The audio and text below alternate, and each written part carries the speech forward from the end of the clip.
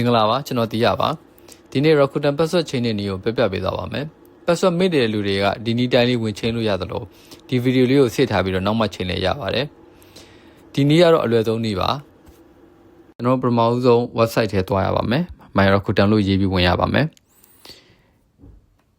ပြီးလို့ရှိရင်နောက်တစ်ဆက်မှာကကြတော့အခုမြင်ရတဲ့အဆက်မှာအပေါ်ဆုံးက My Rakuten ဆိုတဲ့နေရာကိုဝင်ပေးရပါမယ်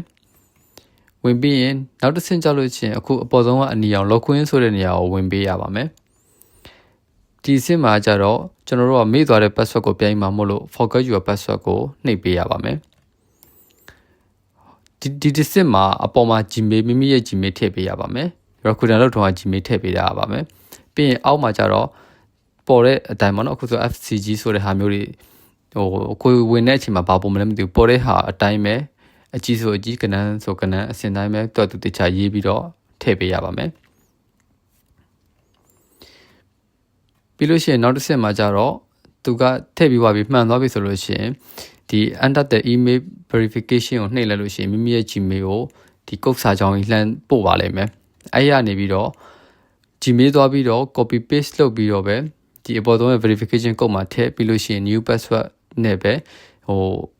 new password သတ်မှတ်ပေးပေါ့နော်သတ်မှတ်ပေးပြီးတော့ create a new password နဲ့ပဲသွားဒါမှမဟုတ်လို့ရှိရင် Gmail ကနေတန်းပြီးတော့ပဲ create a new password သွားလို့ရပါတယ်ဆိုတော့ကျွန်တော်ကတော့ Gmail ကနေတန်းသွားတဲ့နေကိုပြပေးပါမယ် Gmail ထဲဝင်ပြီးလို့ရှိရင်ဒီမှာပြထားတဲ့ create a new password ကိုဝင်ပေးရပါမယ်ဝင်လို့ရှိရင်ဒီ password အသစ်သတ်မှတ်ပေးတဲ့နေရာကိုတန်းရောက်သွားပါလိမ့်မယ်အဲ့ခါကျလို့ရှိရင်အသစ်သတ်မှတ်ပေးရပါမယ်အနည်းဆုံး8လုံးဖြစ်ရပါမယ်A to Z နံပါတ်အကြီးကနန်းပေါ့နော်အကြီးတစ်လုံးပါရမယ်ပြီးနံပါတ်တွေပါရမယ်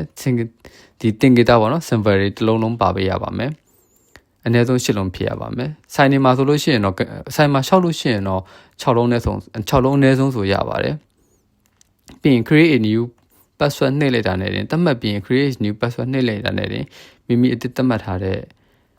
Rakuten account က okay သွားပါပြီ